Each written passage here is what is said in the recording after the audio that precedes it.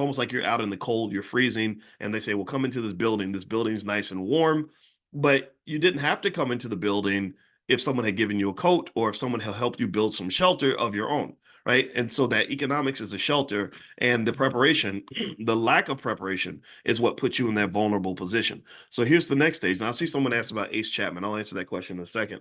The third stage of economic maturity is where you get past the strugglenomics and you start playing the powernomics. And most people don't reach that stage.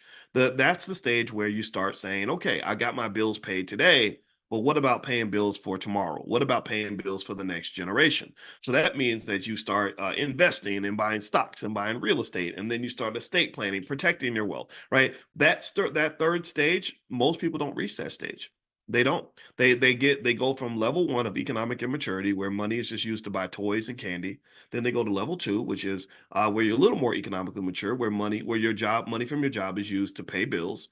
Right. So you're paying your bills on time now, and you have good credit because you pay your bills on time. That's good, but you don't have an emergency fund. You don't have any backup in case you lose your job. So if you lose your job, then that's an economic calamity. So much of your fate, much of your happiness, much of your security as a human being is highly contingent upon whether or not other people decide whether they want you around or not. If they don't want you around anymore, then suddenly you go from bliss or comfort to catastrophe, right? And then the third stage is where you start building that security and that base up and all that stuff. And I think all that's fine.